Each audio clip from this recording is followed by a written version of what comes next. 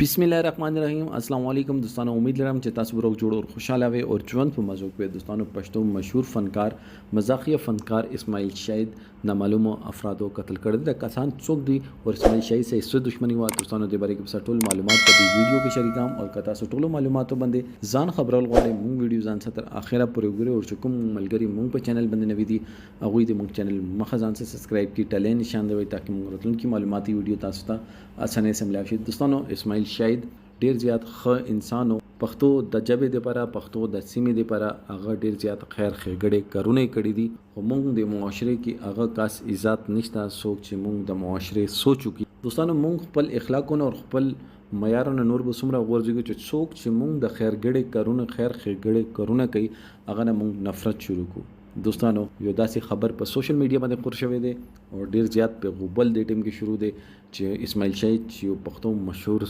فنکارو مزاحیه فنکارو هغه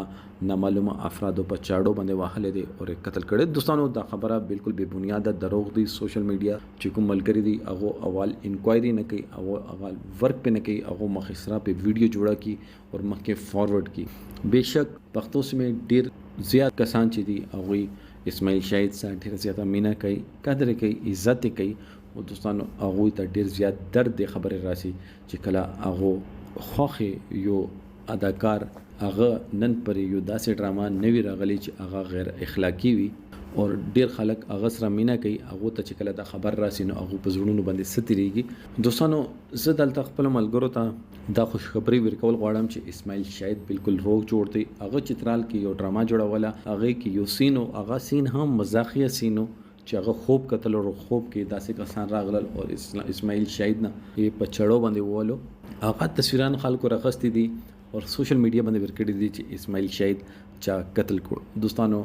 بالکل بے بنیاد خبره ده د کې هیڅ سچای نه ده صرف هغه خپل ډرامې شوټینګ کې لګیاو هغه بیان هم مخې ته راغلی دی تاسو هغه بیان واورئ هغې نه بعد فیصله وکړئ د سوشل میډیا 95% چې دي هغه دروغ وي بلکې 99% دروغ وي او 1% پکې رښتیا وي دوستانو چې کله یوې خبرې باندې تاسو سوشل میډیا ته مخې ته راشي نو اول هغه تفتیش کوئ هغې نه بعد په یقین کوئ دوستانو دې باره کې تاسو سره ده کومنټ سیکشن کې خپل رائے اظهار ضرور وکړئ والسلام